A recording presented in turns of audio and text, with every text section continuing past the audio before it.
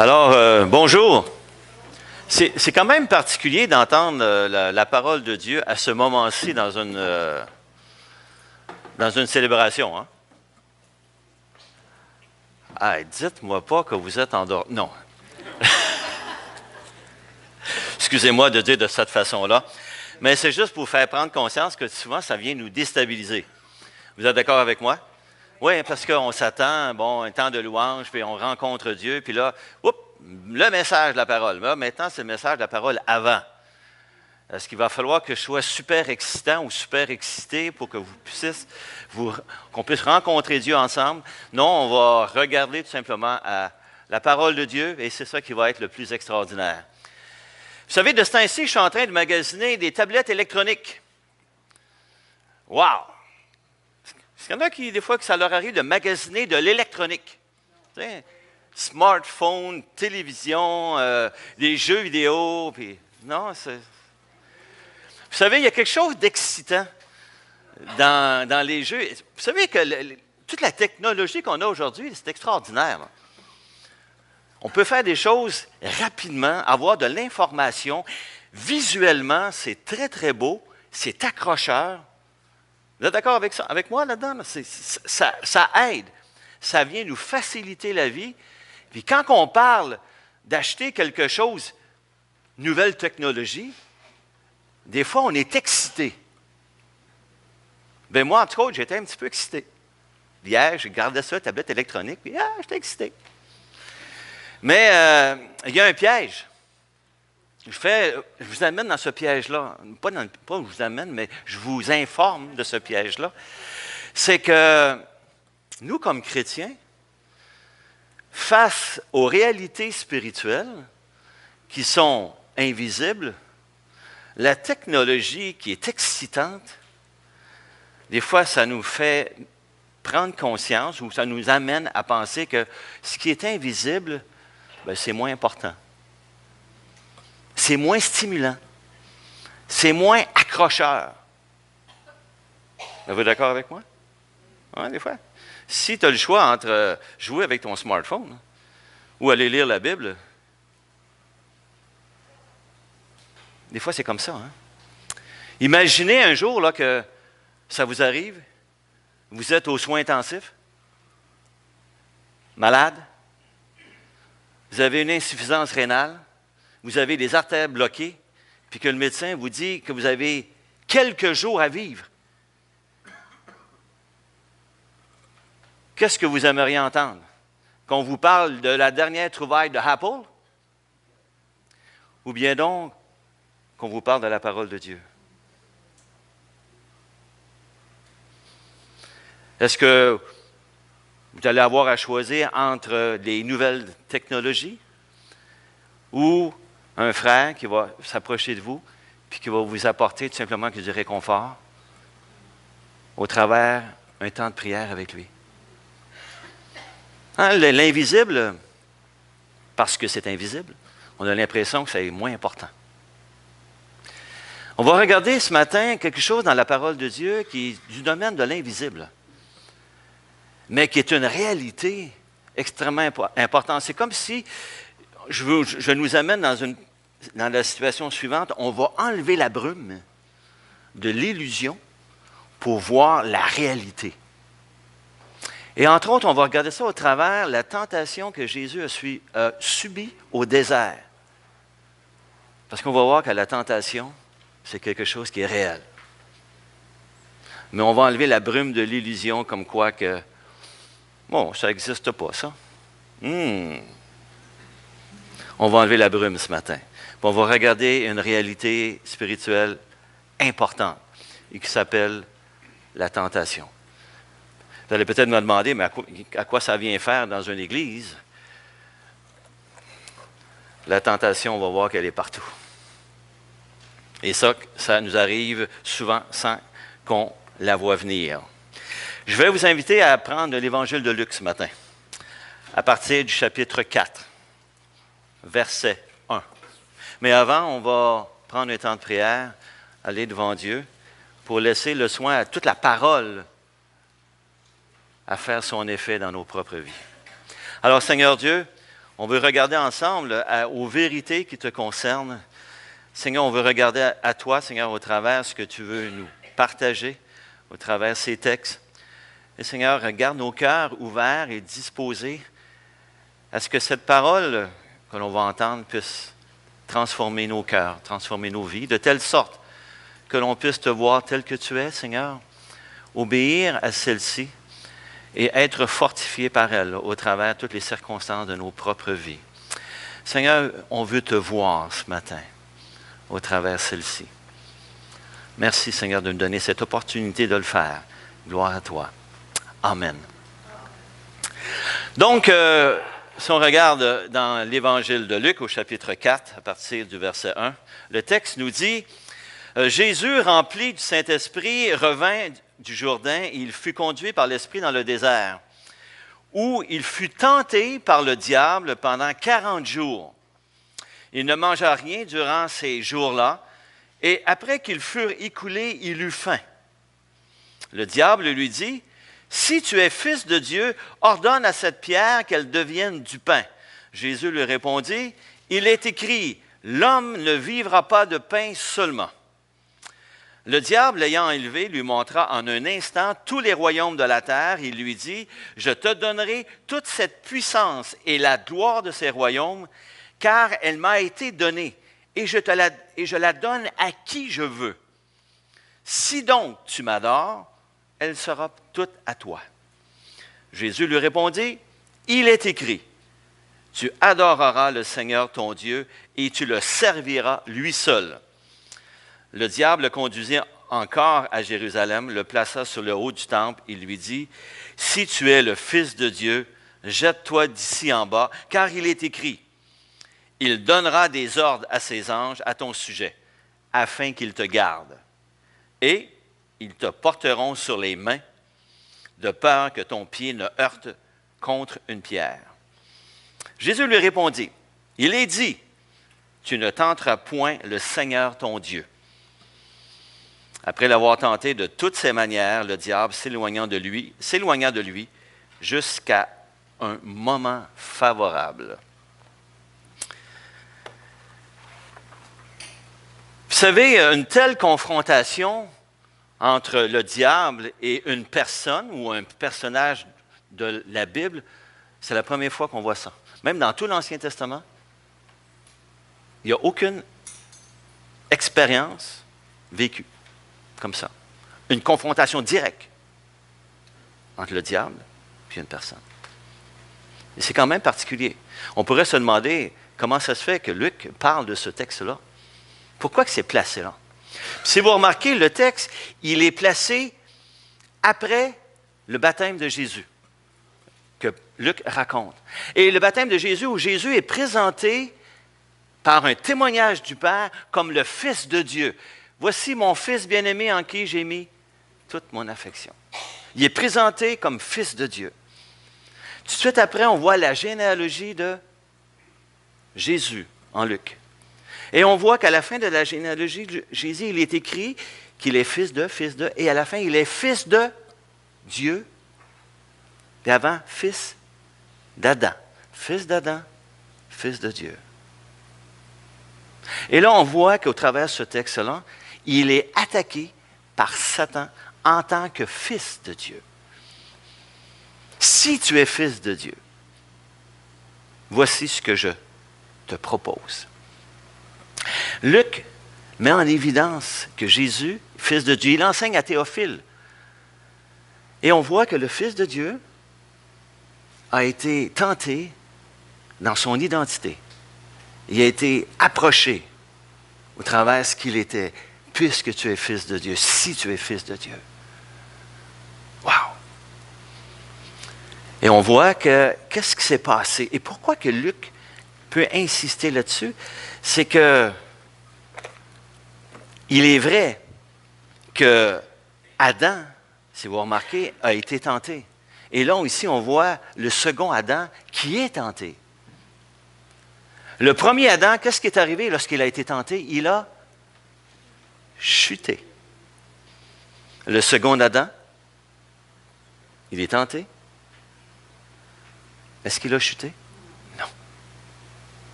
le Fils de Dieu. Wow! Adam était dans un pays, dans le paradis terrestre, qu'on appelle souvent le paradis terrestre, le jardin d'Éden. Il était dans un endroit qui avait l'abondance. Il n'avait pas faim parce que tout était là. Et il a été tenté. Jésus, lui, était dans un désert avec absolument rien. Il avait faim, puis il a été tenté.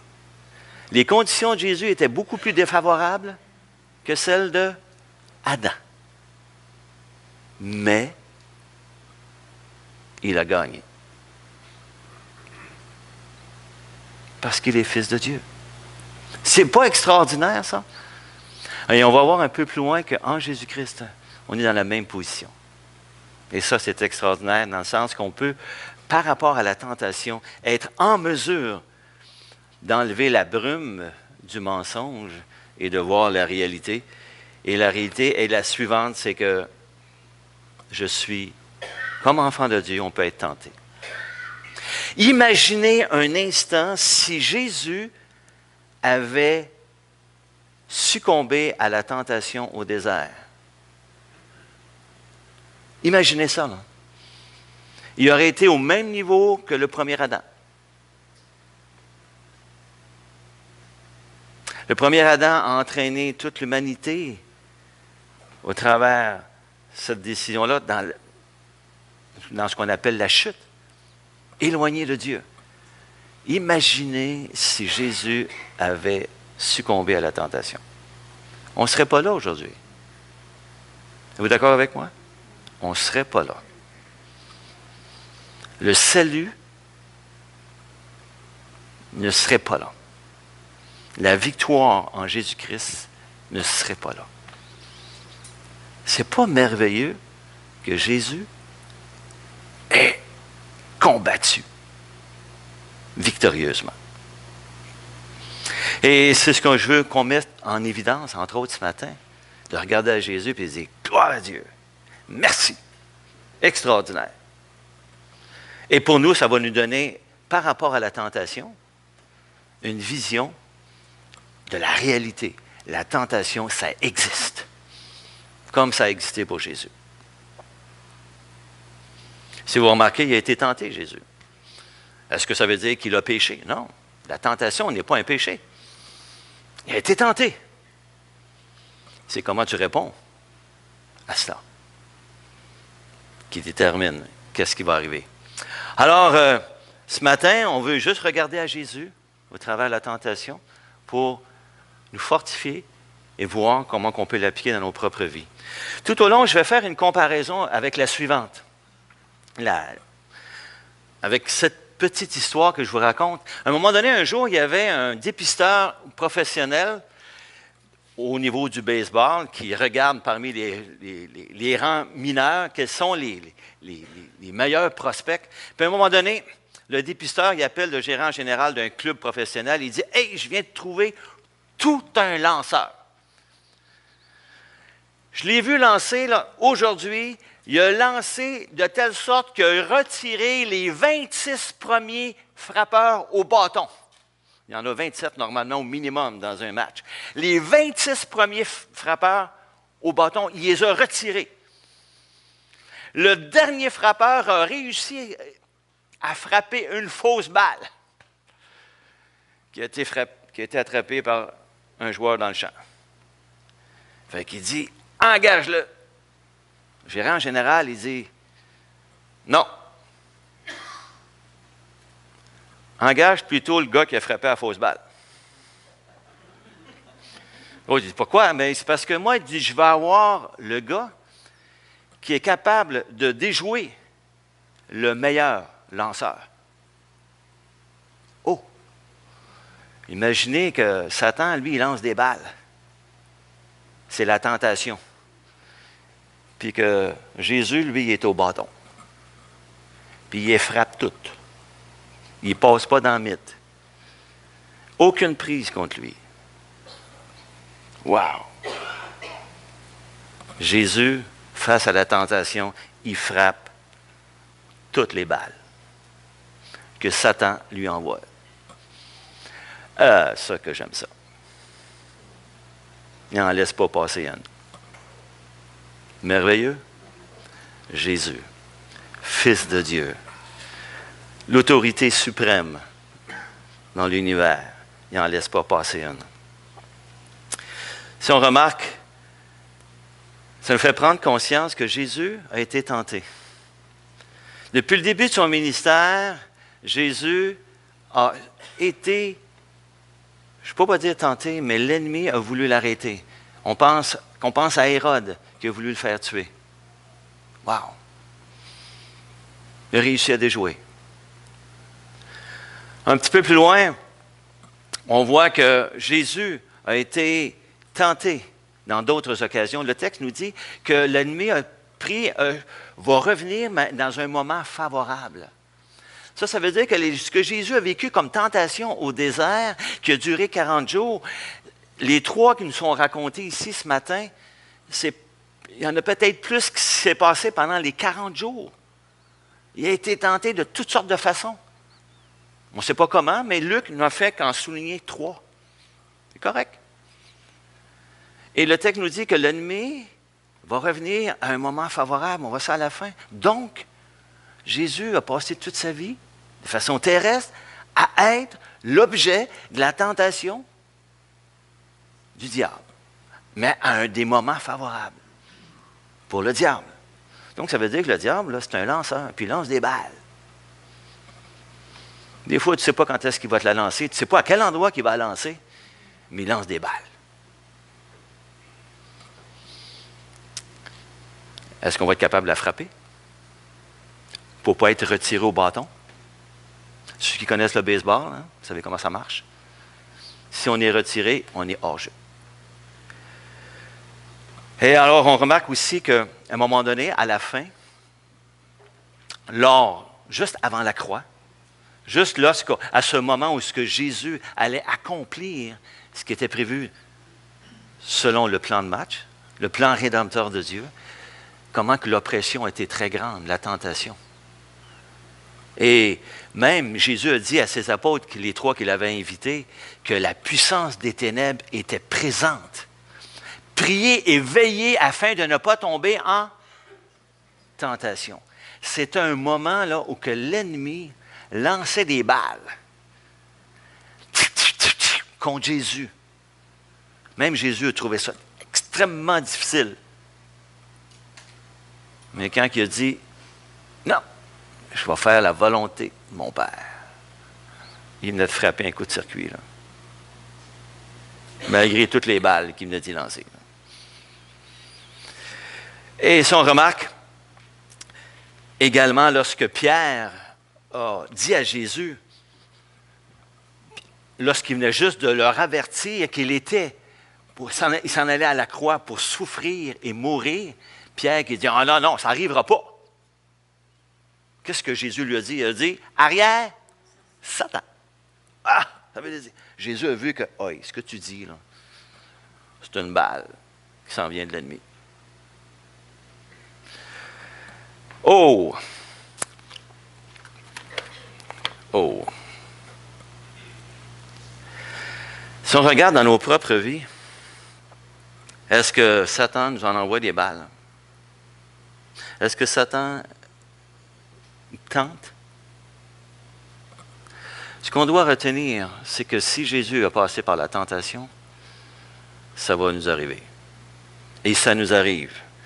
Et je ne dis pas « ça va nous arriver », ça nous arrive. Vous savez qu'il y a un texte dans 1 Pierre 5 qui crie « Votre adversaire, le diable, rôde comme un lion rugissant, cherchant qui il dévorera. » Rôde. Pas rôde, rôde. Et le verbe, dans le grec, il est conjugué à l'indicatif présent. Ça fait qu'on devrait le traduire « Votre adversaire, le diable, est en train de rôder autour de vous. » Actuellement. C'est ça que ça veut dire dans le langage. C'est un verbe de continuité. Actuellement. Et demain, ça va être encore pareil. Il rôde autour de nous. Attendant le moment favorable pour nous envoyer une bonne balle rapide.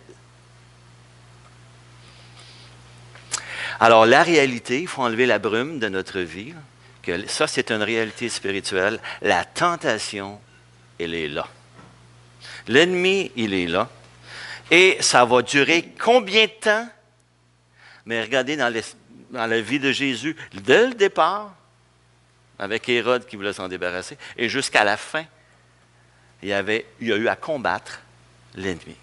Qu'on pense aux personnes qui l'ont délivré de l'oppression de l'ennemi, il l'a vu, et c'est comme ça. Alors, il faut penser et retenir que nous-mêmes, dans nos propres vies, mes frères, mes sœurs, la tentation, c'est une réalité qu'on doit tenir compte. Elle est là.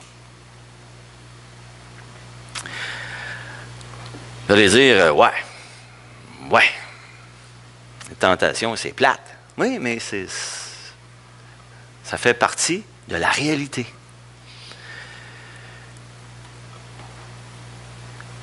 Un texte dans Hébreu qui dit, au contraire, on parle de Jésus, il a été tenté comme nous, en toutes choses, sans commettre de péché. Ah, il a été tenté.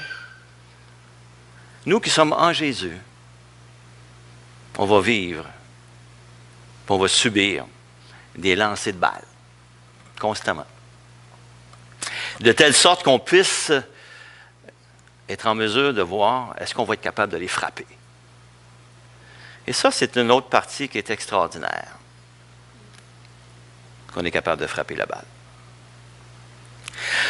Si je reviens au texte, le texte dit à 2 endroits, « Si tu es fils de Dieu ». Le mot aussi, dans le langage grec, je regarde là parce que je suis un peu mêlé. OK, c'est vrai, il faut le voir. OK. Si je regarde le langage grec, « si », le mot « si », suivi d'un verbe qu'on appelle à l'indicatif, a le sens de « puisque ». Donc, ça veut dire que le diable dit, « Puisque tu es fils de Dieu », fait apparaître des pains. Puisque tu es fils de Dieu, tu as la capacité de faire ça. Puisque tu es fils de Dieu, tu peux monter je vais t'amener sur le temps. Jette-toi en bas. Puisque tu es fils de Dieu. Qu'est-ce qu'il est en train d'insinuer? Il est en train de le tenter à partir de ce qu'il est. Il est fils de Dieu. Ben, tu es fils de Dieu. Fais ça. Il a été confronté par rapport à son identité. Le diable, lui, il sait s'adapter aux personnes à qui il lance des balles. Puis vous remarquez, dans le baseball majeur, c'est exactement comme ça. Les lanceurs connaissent exactement, au travers le receveur qui est en arrière, les défauts de tous les frappeurs qu'ils affrontent. Et le lanceur lance la balle de façon à le déjouer. Il connaît ses points faibles, puis il lance la balle à bonne place parce qu'il sait que ce frappeur-là a de la misère à le frapper de ce côté-là. Est-ce que ceux qui suivent le baseball, vous savez que c'est vrai? Donc, Satan, il lance des balles selon la personne qui est devant lui. Si vous remarquez, Jésus n'a pas été tenté sur le fait de mentir, de tomber dans l'adultère. Il n'a pas été tenté sur ce qu'on appelle souvent des péchés grossiers, des péchés. C'est évident. Non, Jésus, c'est le Fils de Dieu. Alors, Satan, il s'est adapté. Il lui a amené une balle rapide. Une super balle rapide, parce que celui qui est devant lui, c'est le Fils de Dieu. Et il attaque sur son identité. Puisque tu es fils de Dieu. Hey, Normand, puisque tu es un enfant de Dieu et que tu as la victoire dans la vie, tu peux te permettre telle chose. Oh! Puisque tu es fils de Dieu, tu peux réclamer puisque tu es un enfant de Dieu, on pourrait dire pour moi ou pour vous, puisque tu es un enfant de Dieu, tu peux réclamer toutes les bénédictions que Dieu t'offre. Puis qu'est-ce qui arrive quand ça va mal dans ta vie? Là, tu te dis, oh, ça ne marche pas, ça. Dieu ne me bénit pas. Mais Satan me dit, puisque tu es un enfant de Dieu, Dieu bénit toujours. Ah, là, tu doutes. Voyez-vous comment il travaille? Il s'adapte. Il s'est adapté à Jésus, il va s'adapter à nous. Il connaît nos points faibles, il connaît ton passé. Il va te lancer la balle pour te déjouer au bon endroit. Ça veut dire, waouh, est-ce qu'on va s'en sortir? Oui. Remarquez dans le cas de Jésus, il lui amenait la chose suivante, bien, puisque tu es fils de Dieu, tu es capable de subvenir à tes besoins. Hé, tu as faim, là? Tu as faim?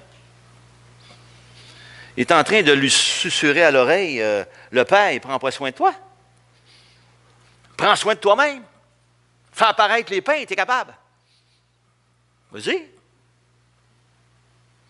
Ben oui, puisque tu es fils de Dieu, est-ce que Satan va nous tenter en nous disant, mais fais apparaître des pains? Ben non, on n'est pas capable de faire apparaître des pains, nous. Mais il va nous tenter sur d'autres choses. Mais là, sur Jésus, il l'a tenté sur son identité. Il est fils de Dieu, sur sa puissance.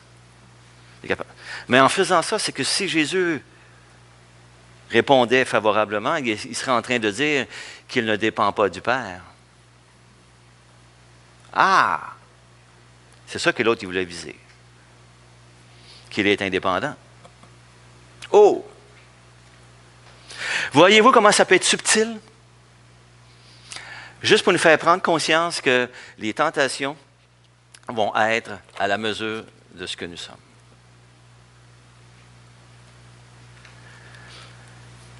C'est que finalement, Satan, ce qu'il propose à Jésus, c'est un nouvel évangile. Ça veut dire quoi?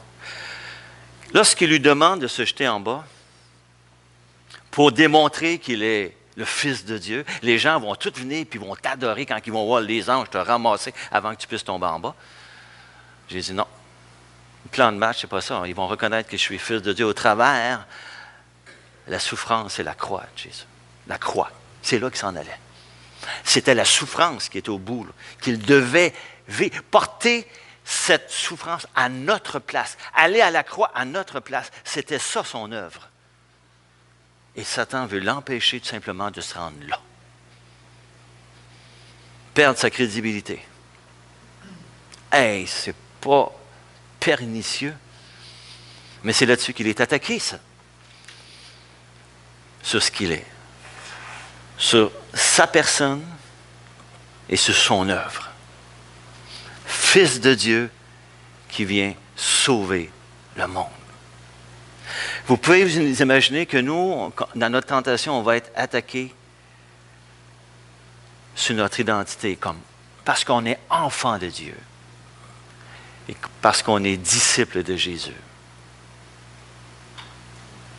Ça, c'est notre identité. Et c'est là-dessus qu'il va venir nous chercher.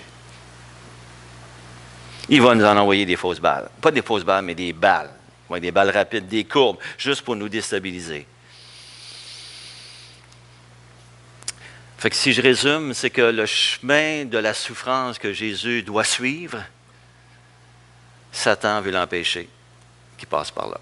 Bypass. Va tout de suite à la gloire. Ah! Mais vous savez que le chemin de la gloire pour Jésus devait passer par le chemin de la croix. Hein? Pourquoi que Dieu, le texte dans Philippiens indique que Dieu a élevé Jésus en gloire? Parce qu'il avait il avait accepté d'aller à la croix. C'était dans le plan de match. Alors, quand on regarde au niveau de la tentation, il y en a peut-être des gens qui vont me dire, mais écoute, qu'est-ce qu'il faut qu'on fasse, nous?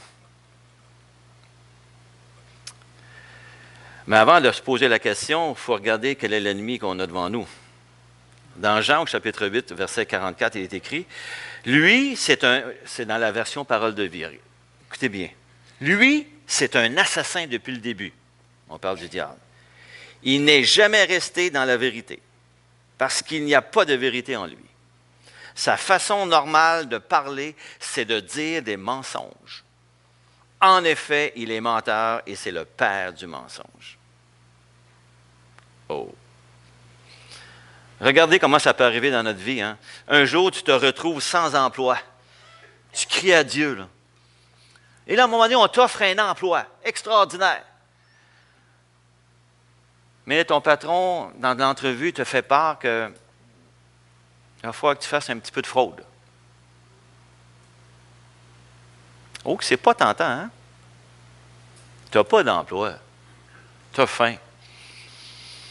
Puis là, il y a des pains qui apparaissent. Mais il fallait apparaître. Ou maintenant, tu es célibataire depuis longtemps. Puis tu cries à Dieu parce que tu veux avoir. Tu sais que tu es appelé à te marier. Puis la personne, que les circonstances font en sorte que la personne qui arrive dit waouh, Seigneur, extraordinaire. Mais la personne est incroyante. Oh, qu'on est tiraillé. Ou maintenant, tu as un appel comme missionnaire, c'est très clair sur ton cœur. Puis là, tu es en formation, tu es en train de suivre ça. Tu viens de finir un programme d'un an d'intégration. Puis à un moment donné, parce que tu es un ingénieur spécialisé, mais que tu t'es tourné vers l'Évangile et que tu es appelé au ministère, tu reçois une offre d'emploi de 100 000 par année. Oh, c'est pas tentant, ça. Mais c'est quoi ton appel? C'est quoi ton identité? Que Satan vient t'envoyer une belle rapide. Et toute une. Une belle rapide.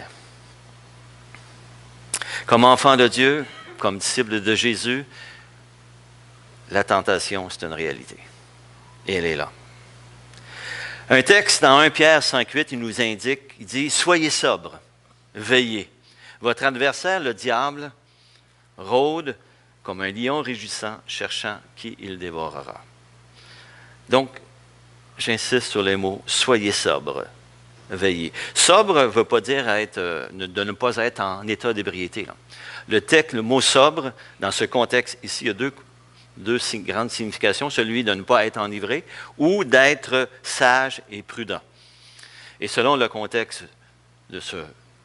où le mot sobre a été pris, ça a le sens de soyez sage, soyez prudent. Rappelons-nous ce que Jésus a dit justement à Pierre, que j'ai dit tantôt.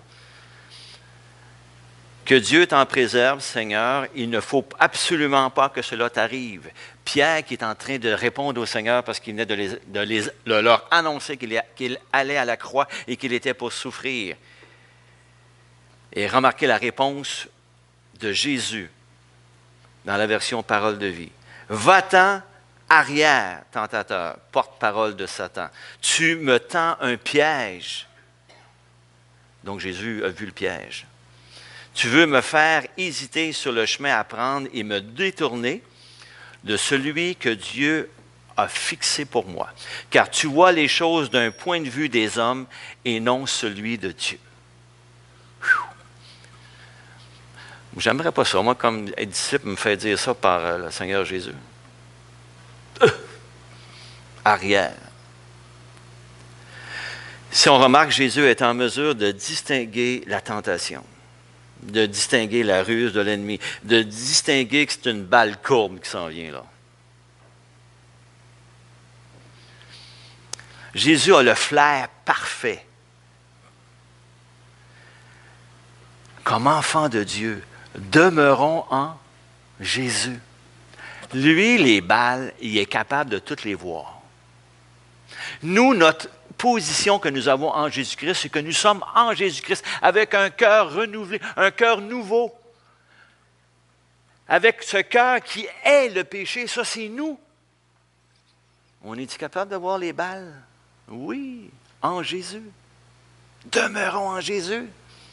C'est ça qui va nous permettre de les voir arriver. Si vous remarquez au baseball, les gens disent souvent, quand le lanceur est très bon, il lance puis qu'il retire, il lance des petits pois, bien là, il lance des aspirines. Ça veut dire qu'il lance la balle tellement vite là, que le frappeur a l'impression que c'est une petite aspirine qui rentre. Ils n'ont pas une balle grosse comme ça. Mais il dit, quand le frappeur est en confiance, puis qu'il se place dans la boîte des frappeurs, il dit, celui-là, il voit la balle comme un ballon de plage. L'ennemi lance puis là, le frappeur, il voit un gros ballon de plage. Tu es sûr qu'un gros ballon de plage, tu es sûr de frapper ça avec un bâton. Hein? Il ira peut-être pas loin, là, mais tu vas le frapper. Mais Jésus, là, il voit toutes les tentations comme des ballons de plage. Facile à frapper. Nous, en Jésus, on est capable de voir les tentations comme des ballons de plage. En lui. En lui.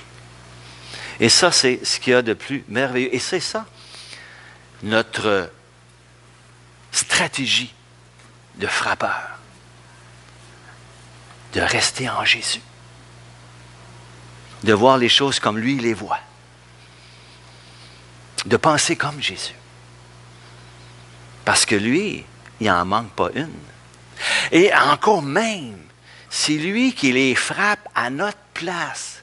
Imaginez, là, vous êtes au bâton, là, puis là, vous avez quelqu'un qui vous envahit, puis là, qui prend votre bâton, c'est Jésus, puis là, lui, il voit bien mieux que vous la balle. Puis là, le Satan lance la balle. Puis il dit, moi, je suis en Jésus. Puis Jésus, n'affte pas. Je vais frapper à ta place. Parce que Jésus fait tout à notre place. Il a pris la condamnation à notre place. Wow! Il a souffert à notre place. La malédiction, elle est tombée sur lui, à notre place. Dans notre vie de croyant, c'est de croire que nous sommes constamment et toujours en Jésus. C'est d'y croire, de se l'approprier. Il ne faut pas provoquer l'ennemi et dire « Envoie-le ta balle ». Non, je suis faible. Nous sommes faibles. On est vulnérables. Mais gloire à Dieu que Jésus est là. Gloire à Dieu que Jésus, vous savez qu'actuellement, il intercède pour nous auprès du Père. Il prie actuellement pour nous. Et on fait partie de ses privilégiés. Et en étant en Jésus, on est en mesure de pouvoir passer au travers. En Jésus, avec ce cœur nouveau que le Seigneur que nous avons régénéré par Jésus, on est capable de voir le péché tel qu'il est, de voir la réalité telle qu'elle est, d'enlever la brume du mensonge et de voir cette réalité-là. Ce Jésus qui nous donne par son esprit le vouloir et le faire. Vous allez dire, ouais, ben des fois, Normand, je tombe, je succombe. Ouais, mais ça, c'est une prise. De combien de prises? Avant d'être retiré au baseball? 3 prises. Mais avant ça, des fois, même après 2 prises, tu peux frapper beaucoup de fausses balles. Tu ne te rends pas sur les buts, mais tu évites. Hein? Mais tu ne seras pas retiré en Jésus. Tu ne seras pas out. Tu vas peut-être frapper souvent des fausses balles. Il faut peut-être avoir une prise. Demeure en Jésus. Alors, la réalité, elle est la suivante. La tentation va toujours être là, comme elle a été pour Jésus. Et la réalité, c'est de voir la tentation comme Jésus la voit, avec cette vigilance-là, de voir la tentation comme des grosses balles qui sont frappables. Et la réalité, c'est que on peut être assuré, parce que nous sommes en Jésus, qu'on a la victoire. Vous savez que la tentation n'est jamais au-delà de nos forces, comme on voit dans 1 Corinthiens.